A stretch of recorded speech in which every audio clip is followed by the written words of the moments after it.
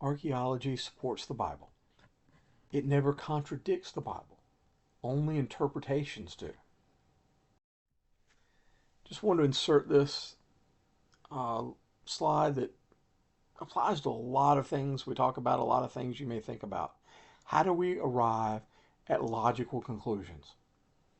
You start with facts, you add knowledge and understanding, your assumptions, plus logical calculations based on facts, knowledge, understanding, and assumptions, and you come out with a logical conclusion. Now, if we're all working with the same facts and we're logically consistent and intelligent, how do we come up with different logical conclusions? Well, very often it is the assumptions. And it's very important to pay attention to what you are assuming. Now, science used to and still does in some places teach this pretty well. Various areas of science. Sometimes, though, things that are assumptions get filed under knowledge and understanding rather conveniently so we can get to the conclusions we want. Now, like fossils, archaeological finds don't have labels that tell us exactly when they were made, where they were made, who made them, all the information we would like to know about them. Sometimes they do have inscriptions that can tell us quite a bit. Very often, much has to be inferred. Obviously, something made before Christ can't tell you how many years before Christ it was made. It has to make a date based on something at the time. The fifth year of the reign of so-and-so king, which would have been a pretty prominent marker when it was made, but could be completely lost to us now. But a lot of inferences has to be made. Sometimes we come to conclusions based on knowledge, the facts of what's in front of us, other facts we know, and sometimes we have to plug in assumptions. We try this assumption, see if the conclusion fits with other things. This is kind of how we study the unobserved past. Now, one of the issues that comes up with archaeology in the Bible is the confusing Egyptian chronology. Now, it has long been assumed that what we knew about the pharaohs was pretty set in stone. We had records of how long the pharaohs reigned, and we assumed we could just add up those numbers. A pharaoh would reign, then his son would reign, then his grandson would reign. But more recent discoveries have thrown that all out of whack, have made the timeline very different, and Egyptologists are still figuring out what all that means. But a lot of popular thought and even a lot of textbooks have not caught up to this. But what they found is there were many overlapping reigns. A pharaoh at some point would name his son a pharaoh, and their reigns would overlap. The pharaoh would be pharaoh until he died, but his son's reign could have begun while his father was still alive. Sometimes there could be three reigning pharaohs at the same time, and their lengths of time overlapped. I believe there may be a case where they found four at the same time. Now, most of the ancient writings we have survives is from tombs, and who had the grandest tombs most likely to survive? That would have been pharaohs. So a lot of our chronology of ancient Egypt is based on the pharaohs. Now, some events of history are kept very precisely in the Bible. 1 Kings 6:1 about when Solomon builds the temple. In the 480th year after the Israelites came out of Egypt, in the 4th year of Solomon's reign over Israel, in the month of Ziv, the 2nd month, he began to build the temple of the Lord. Now, Hebrew is not always chronologically precise. Sometimes that's not the point, but sometimes it makes a point to be very precise. Here you have a big connection. 480 years after they came out of Egypt is also the 4th year of Solomon's reign, and is also when he builds the temple, begins to build the temple. So hypothetically, if you know any one of those, you can figure out the others. But it makes a point that history is sometimes kept very precisely in the Bible. Now, the early Egyptians knew of the Hebrews. This is a reconstruction of an inscription at the Temple of Soleb, possibly around 1400 BC. It speaks of the land of the Shasu nomads of Yahweh. So, roaming travelers, people who migrated from another land, were known to Egypt, and they were worshipers of the god Yahweh. Now, so Egyptians knew of this Semitic people of the Canaanite region who worshiped the god Yahweh.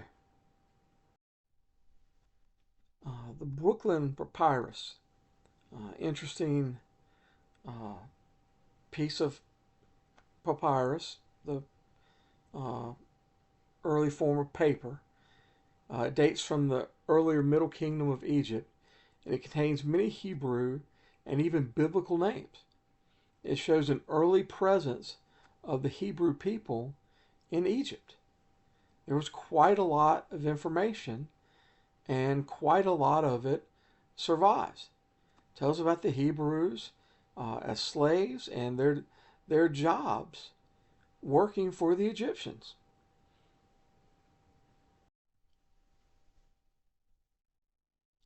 The Canaanite city of Hazor. In Joshua, it says, at that time Joshua turned back and captured Hazor and put its king to the sword. Hazor had been the head of all these kingdoms. Now, this is a significant fact that can be verified elsewhere, showing us the Bible is reliable, and archaeology backs that up. The Amarna letters of ancient Egypt. These are letters between Pharaoh and Canaanite leaders discovered in the ancient city of Amarna, Egypt. They date from Egypt's new kingdom and correspond to the early period of the book of Judges when Israel was still conquering the Promised Land. City rulers in Canaan are called mayors. Only the ruler of Hazor is called king. The ruler of Ashtaroth in letter 364 complains that the ruler of Hazor has captured 3 of his cities. So Hazor is the dominant city in the area at the time. In letter 48, the ruler of Tyre also refers to the leader of Hazor as king. So this just backs up a little fact in the Bible, not important to theology or so much what Christians believe today about salvation and Jesus and the cross, but it goes to trust in Scripture, which is a foundation of all that we believe.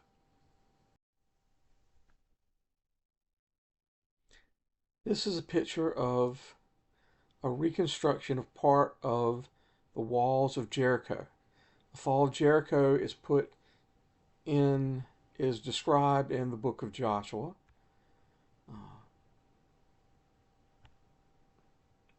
Trying to get the laser pointer here, but it lets you know people lived between these walls because it was more vulnerable. They This would probably be where the poorer people live, the lower classes.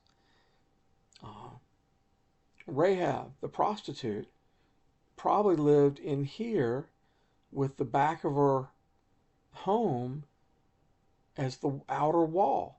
Not the safest place, but it matches the description of a place where the spies sent by Joshua could escape.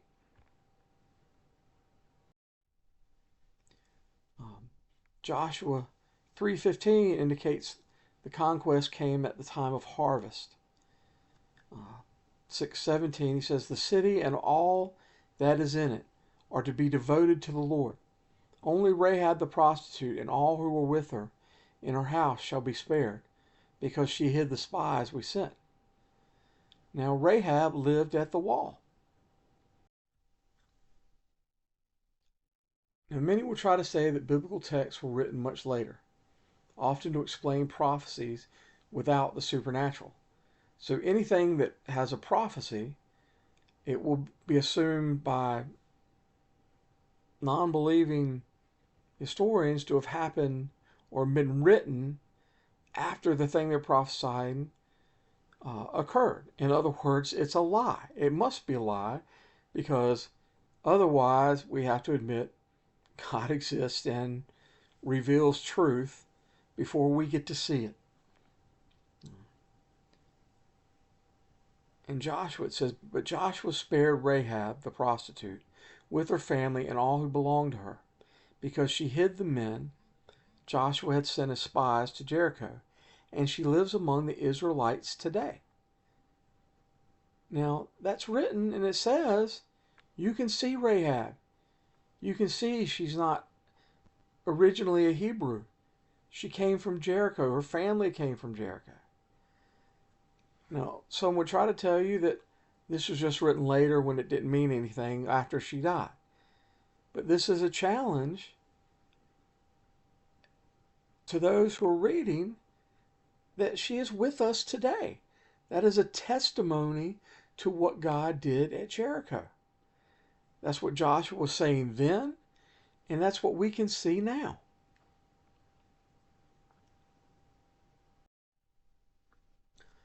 The Tel Dan stele. The stele is an upright stone inscribed as a monument of an important event. It's used in Egypt, Israel, and across Mesopotamia. Carved on its stone face is House of David. It affirms the united monarchy under King David, that it existed. Before this was found, many skeptics had long denied that David ever existed. King David, such a central figure in Jewish history. The claimed writer of many of the Psalms. In fact, a prophet. Now, the Nabonidus cylinder from approximately 550 BC. King Nabonidus of Babylonia left a cuneiform cylinder mentioning his elder son Belshazzar by name. Now, critics of the Bible had claimed for many years that the book of Daniel was wrong, that Belshazzar was never a king in Babylon, and that Nabonidus was not his father. In other words, assumptions from silence that tried to take cracks at the Bible, tried to cause us to doubt the Bible from people that wanted to doubt the Bible. That's not a fair characterization of all of them, but many who try to undermine the Bible want to undermine the Bible. Nabonidus reigned with his son Belshazzar.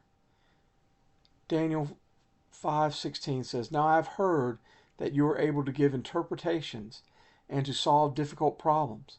If you can read this writing and tell me what it means, you will be clothed in purple and have a gold chain placed around your neck, and you will be made the third highest ruler in the kingdom."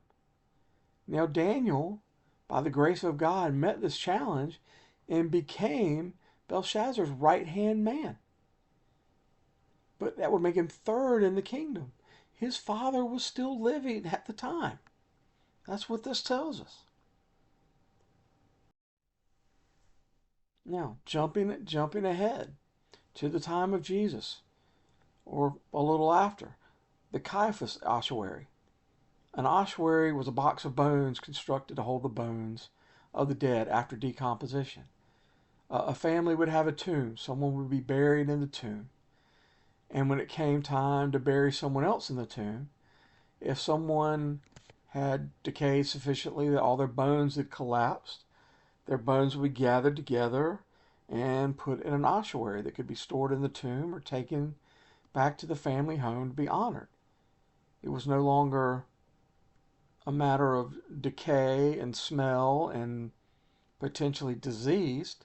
It was dried bones, took up much less space, and could be honored.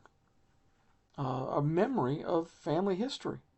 Also, it would not take up space in a tomb that may not be that big. Carving things out of rock took a lot of work. Some were natural caves, but not always. Now, in 1990, in the Peace Forest section of Jerusalem, a burial cave was discovered containing 12 ossuaries, one of them being that of Caiaphas, the high priest who presided at the trial of Jesus.